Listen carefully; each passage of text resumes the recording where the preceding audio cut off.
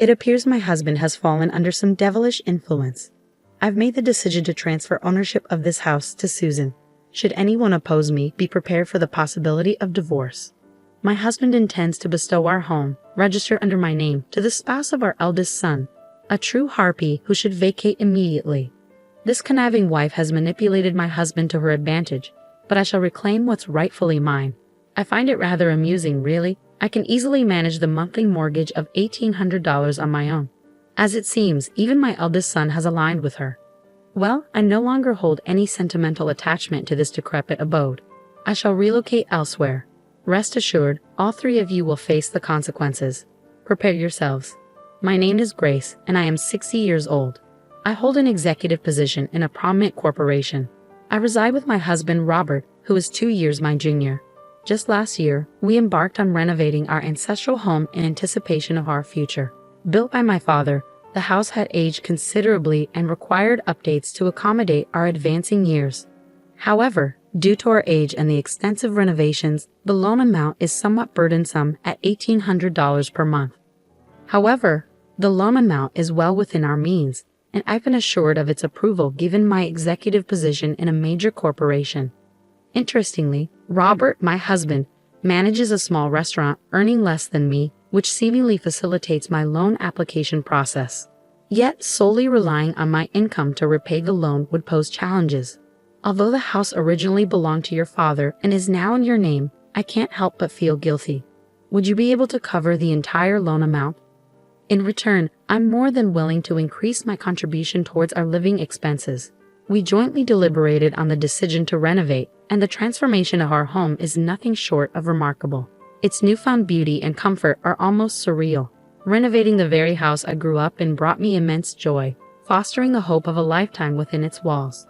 I never imagined the day would arrive when I have to bid farewell to this cherished home. Then one afternoon, my phone buzzes with a message. "I'm getting married," announces my eldest son, Jack, through the receiver. At 31, Jack holds a prestigious position as a section chief in a major corporation. He's always been diligent, immersing himself in studies and extracurricular activities, and his dedication has only deepened in adulthood. Despite his achievements, discussions of his romantic life have been scarce. Naturally, I found myself intrigued by the woman Jack intended to wed, a subject of much speculation. What manner of person could she be? If she has captured Jack's heart, she must possess remarkable qualities. Yet, a pang of concern gnaws at me. Could she be scheming, taking advantage of Jack's limited experience in matters of the heart? The anticipation and nerves swirled within me as we awaited the arrival of our son's significant other for the first time. Finally, the day arrived, and a poised woman with chestnut locks draped in a pristine white chiffon dress graced our doorstep. "I'm Susan, pleased to meet you." She greeted us with impeccable manners and a tidy appearance, leaving a favorable first impression. Flashing a brilliant smile, she extended her greetings to both Mom and Dad. Observing her, I couldn't help but feel reassured. Jack could surely be entrusted to her care. It seemed Robert shared my sentiments, his grin mirroring my own. "She's a keeper," he whispered in approval. Susan, catching his words, clasped Robert's hand and met his gaze earnestly. The intensity of the moment left me questioning her motives. What was she playing at? Taken aback by her sudden closeness, I instinctively recoiled, sensing Jack's own surprise, though Robert appeared unperturbed. While I harbored no feelings of jealousy, the encounter left an uncomfortable knot in my stomach. What are you doing?" I questioned, my tone tinged with uncertainty. "Thank you," Susan replied, her response doing little to ease my unease. Sensing Jack's discomfort, I directed my attention towards Susan, only for her to stammer apologetically, "Oh, I'm sorry. I shouldn't have overstepped on our first meeting. I'm truly sorry," hastily releasing Robert's hand.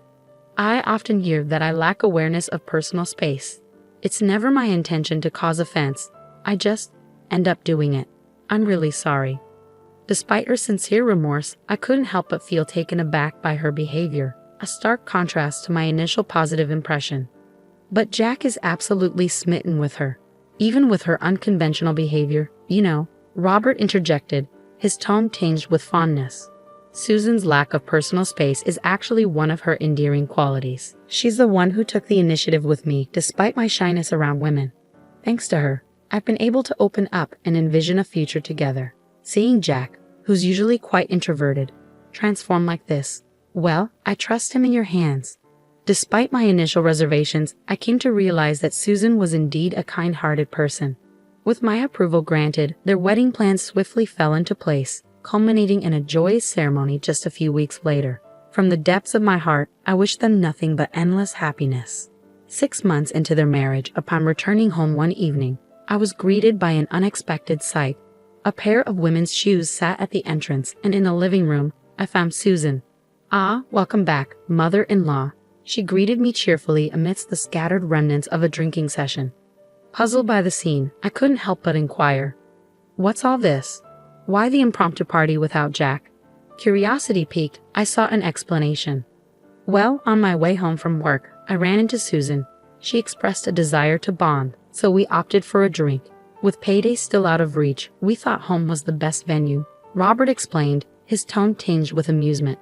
But why not include Jack in the festivities? And I wouldn't want to intrude on the newlyweds' privacy.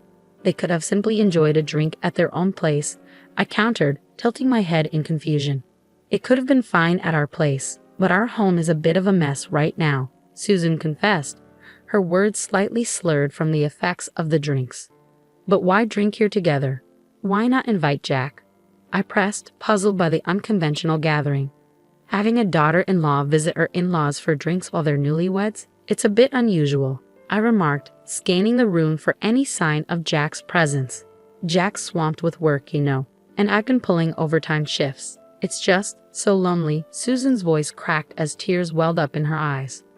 There, Susan. It's not your fault, I comforted, reaching out to console her. Jack is the one to blame for leaving his newlywed wife alone. Robert consoled Susan, gently stroking her hair. Oh, daddy-in-law, I inwardly cringed at the peculiar sight. It was all rather unsettling. Robert, remember your position. Susan is your daughter-in-law. Showing such intimacy is disrespectful to Jack. I reprimanded him firmly, hoping to steer him back to propriety. However, before I could say more, Susan interjected, "Please don't scold daddy-in-law." What? I couldn't help but express my bewilderment at her defense of Robert. Though I had much to say, the exhaustion from a long day at work left me devoid of energy. I'm going to take a bath. Please clean up, I sighed, retreating to the bathroom to seek solace. Resolved to address the situation, I dialed Jack's number to explain the bizarre turn of events. He insists he'll leave work immediately to pick up Susan. Understandable.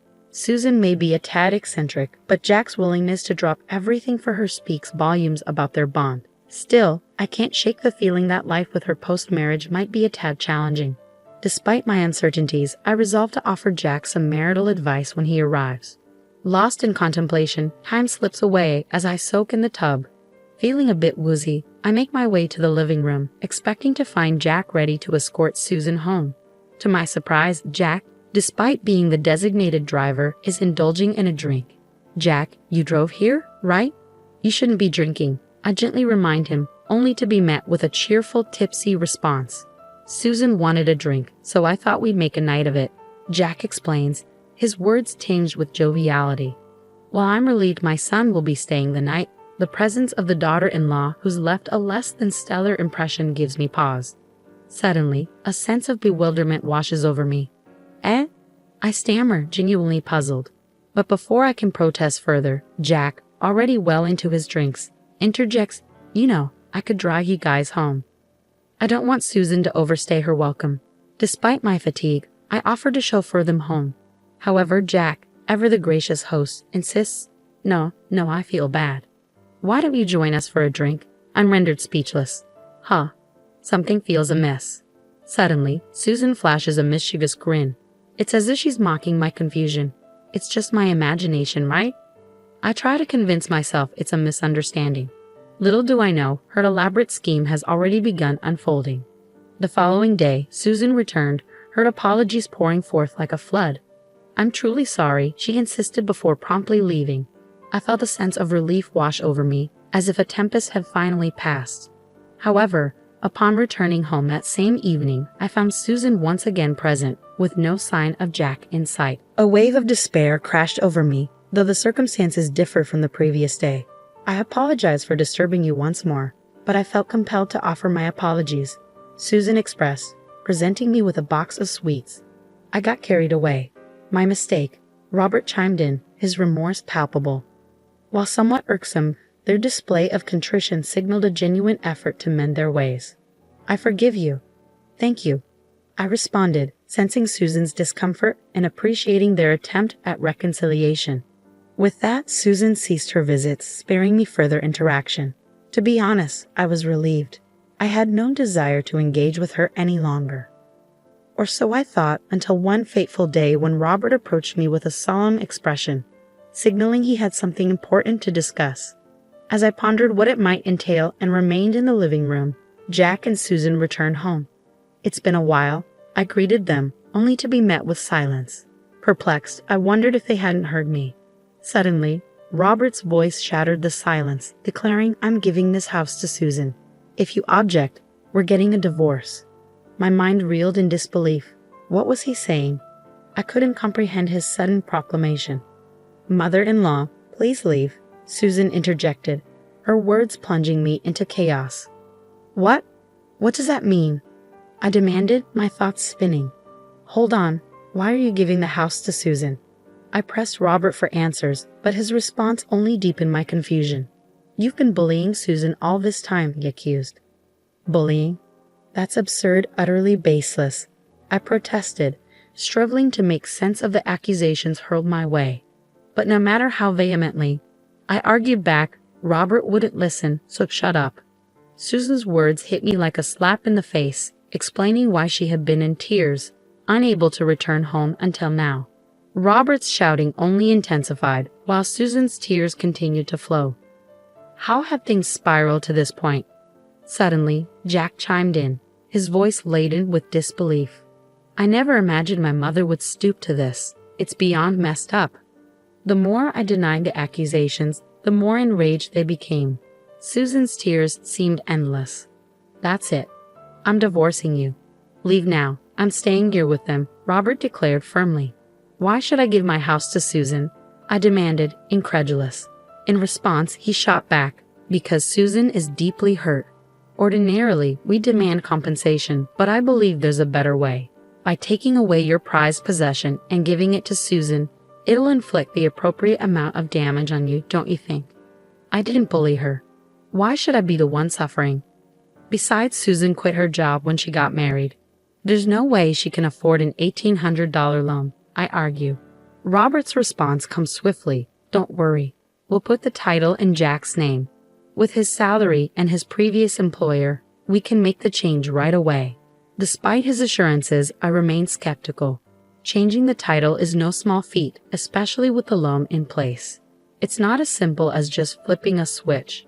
I doubt the bank will approve it, I counter. Robert, however, remains optimistic. You work for a big corporation, and so does Jack. We should be fine. Besides, I have a friend who works at the bank where you have your loan. I'm sure we can talk to him, and everything will work out. It's baffling where their sudden confidence stemmed from.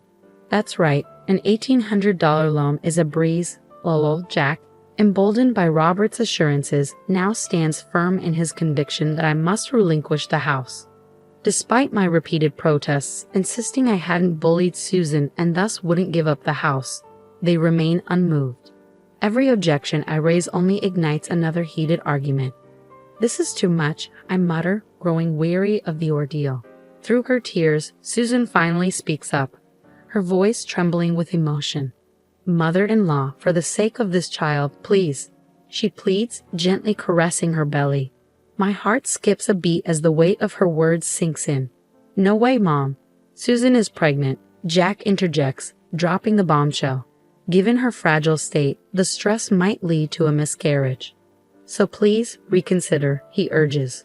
Stress during pregnancy is indeed a serious concern, but surrendering my home over baseless accusations seems unfathomable. I'm left feeling bewildered and conflicted. Please just leave me alone for a moment, I murmur, retreating to the bedroom, seeking solace from the chaos unfolding. Doubts gnaw at my mind as I ponder Susan's accusations. Have I unknowingly treated her poorly? I wonder aloud, sinking into the bed, consumed by worry. Then a sudden discovery jolts me from my thoughts. What's this? I gasp, spotting a strand of brown hair on the bedspread. Robert's and my hair are both jet black. There's no plausible explanation for a stray brown strand. Could this revelation hint at infidelity, adding another layer to our already tumultuous situation? My mind reels at the possibility, teetering on the edge of despair. I don't even know what's real anymore. I whisper, tears streaming down my face as I succumb to exhaustion, drifting into a fitful sleep. When I awaken, the room is cloaked in darkness, signaling that night has fallen. As I attempt to make my way back to the living room, voices drift through the air, indicating that Jack and Susan have yet to return home. I wish I could join in for a drink. Robert's voice rings out, brimming with enthusiasm. You can't, remember? You're pregnant, Susan reminds him, her tone equally fervent. Faced with their fervor, I find myself unable to intervene, resigned to the silent turmoil raging within me. Susan's cryptic accusations had left me in a state of despair, unable to bring myself to face the unfolding drama in the living room. Suddenly, the hushed tones of an intimate conversation pierced the silence. "Oh, Susan, I love you," Robert's voice murmured affectionately, followed by Susan's hesitant response, "Stop it, Robert. What if Jack or my mother-in-law finds out?" My heart raced with confusion and disbelief. What on earth are Robert and Susan doing? I muttered to myself, unable to comprehend the scene unfolding before me. Don't worry, Jack is passed out drunk, and Grace hasn't emerged from her room in ages. She's probably fast asleep by now, Robert reassured Susan, his tone laced with amusement. The realization hit me like a ton of bricks. So they've been planning this all along, I realized, a surge of nausea rising within me. They kicked me out of my own bed to have their tryst with Susan, hidden from Jack. My home, a mere venue for their illicit affair, I concluded bitterly, feeling utterly betrayed. Fine, I'll let go of this wretched place. But mark my words, there will be consequences. The following morning, I feigned sleep in my room, pretending as though nothing had transpired. Truthfully, I couldn't bear the thought of sleeping in that bed any longer, and the shock of the previous night had rendered sleep elusive. Finally summoning the courage to relinquish the house, I declared, "I've decided to hand over the house." The reaction was immediate. A collective grin spread across their faces. "Fantastic, let's initiate the transfer of ownership right away," Robert exclaimed eagerly. "I'm sure I can secure a loan approval in no time," Jack chimed in, his excitement palpable. It pained me to see him so oblivious, but I refrained from speaking the truth to a son who seemed wholly under his wife's sway. "Not yet," I interjected, delaying the proceedings. In the days that followed, divorce procedures and the transfer of ownership consumed our time and energy. It was a grueling process, but we persevered, ultimately succeeding in changing the ownership. "From today onward, it's no longer your house," Robert proclaimed triumphantly. "Get out of here, old lady, lol." Susan's spiteful whisper sent a surge of anger coursing through me. "I'll leave, you don't have to tell me," I retorted, masking the hurt beneath a veneer of indifference. Surrendering the house I had called home for a lifetime was undeniably sorrowful, but it had morphed into a den of betrayal. Yet, I harbored no regrets. From now on, I'll turn the tables on these three and their twisted dynamic. They'll rue the day they crossed me, I vowed silently. Nearly a month after vacating the premises, I felt ready to execute my plan. Returning to my former home, I hesitated only briefly before ringing the doorbell. "What does a stranger want here?" Robert's voice, tinged with anger, greeted me even after all this time. "May I come in? I have something important to discuss," I stated assertively, unwilling to be dismissed so easily. "Why should I let you in my house?" Robert hesitated, clearly reluctant to entertain my request. "It's for Susan's sake, too. I have something important to share," I insisted, hoping to pique his curiosity enough to grant me entry. The mere mention of her name was enough to sway Robert, allowing me entry without hesitation. Though I felt a wave of disgust at the thought of invoking her name, I knew Robert's weakness for her, so I played that card. "An outsider is here," Robert announced, a term that stung, considering our former marital status. His choice of words irked me, but I pushed aside my irritation, focusing on the task at hand. "What do you want after all this time?" he demanded, the tension palpable in the room. "I want you to look at this," I replied, laying out the photos before them. "What? What is this?" Robert's voice betrayed his confusion as he studied the images before him. "These are," he began, his words trailing off as he recognized the figures in the photos, himself and Susan, captured on what appeared to be a date. In truth, since our divorce. I had enlisted the help of a private investigator to track their movements, resulting in these incriminating snapshots. "Just a moment. What are you trying to insinuate with these photos?" Robert's tone turned defensive, attempting to downplay the significance of the evidence before him. "We're simply a close father-in-law and daughter-in-law, nothing more, nothing less," he asserted, his words ringing hollow in the face of the damning evidence. "Yeah, why are you resorting to such underhanded tactics? What do you hope to achieve by presenting these nonsensical photos?" Susan chimed in, her tone laced with disdain. Despite their protests of innocence, I remained unconvinced. "Well, how about this?" I announced, retrieving my smartphone and playing a recorded conversation. "I really do love Susan. Hey, if you speak so loudly, Jack and mother-in-law will wake up." Robert's voice echoed through the room, followed by Susan's murmurs. "What? What's this?" Robert's voice trembled with disbelief as he listened to the recording. "Actually, the day I discovered your relationship, I had recorded your conversation," I explained calmly, though my heart raced with anger. "No, this is a misunderstanding," Robert protested desperately, his words falling on deaf ears. "What misunderstanding? This is clearly not acceptable," Jack interjected, his fury palpable. She kept her head down.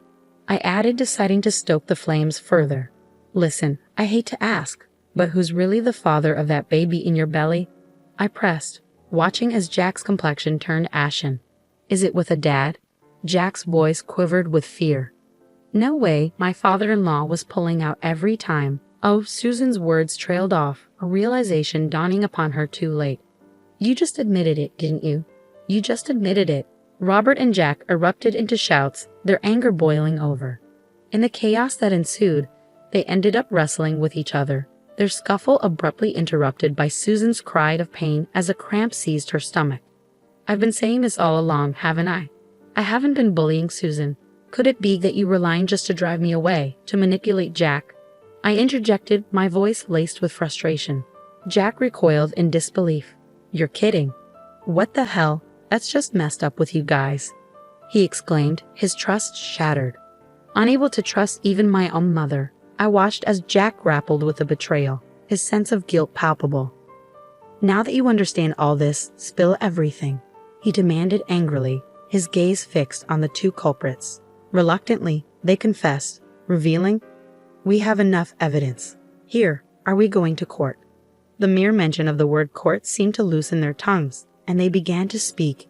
Apparently, Susan initially loved Jack, but upon seeing our newly renovated and beautiful home during their marriage proposal, she grew envious. My parents' house was pretty run down, and I was jealous of a beautiful house like this, she confessed bitterly. The interior was quite nice too, she explained tearfully. It became evident that the woman who coveted a home like ours had meticulously orchestrated her plan to win over Robert on the day of the marriage proposal. So she intentionally ambushed Robert after his work without inviting Jack and brought him home. For several months, as Jack remained absent, she cultivated a relationship with Robert and plotted to push me out. Then why not propose to live together from the beginning? I questioned. She paused before replying. "I have a negative perception of mothers-in-law. At home, my mom and grandma fought every day because my grandma bullied my mom. I didn't want to subject myself to living with a mother-in-law. The only way to live comfortably in a beautiful house was to get rid of the mother-in-law. Indeed, with such a perception, living with a mother-in-law would be undesirable. But to pursue your father-in-law? What did Robert think about this?" I pressed further. I knew I was being manipulated, but when she greeted me with a smile, held my hand, Robert's admission trailed off, revealing his vulnerability. Despite being aware of being used, he seemed to have succumbed to her charm, choosing to abandon me to keep her by his side. "You guys, you're the worst." Jack's words hung heavily in the air as the two offenders hung their heads, tears streaming down their faces. Following Jack's natural decision to divorce, he opted to verify the child's DNA, revealing Robert as the biological father. "I won't pay child support," Jack declared, demanding compensation from the guilty parties. "Of course, me too. I can't believe I'm suing my own father for compensation," I consoled Jack, gently patting his head as he grappled with the shocking revelation. That deceitful woman had upended all our lives, but she would soon come to regret her actions more than any of us. My intuition proved correct. 2 years later, she remarried Robert, choosing to endure their union for the sake of their child. Placing their offspring in daycare, she resumed work. "Look, Daddy, Uncle came to pick you up today," she chirped to their child, unaware of the disapproving glances from other mothers at the daycare. The children seemed to be adjusting well, but she's struggling to connect with other moms, feeling isolated. When she attempted to explain her divorce and remarriage to her own parents, their fury was directed at Robert, leading to their estrangement. It's all a consequence of her choices. As for the house, Jack now resides there alone. I contemplated selling it, but couldn't bear to part with it, considering it's been Mom's home since birth, a repository of cherished memories. Despite my insistence that the house felt eerie after everything that happened, Jack couldn't bring himself to sell it due to overwhelming guilt.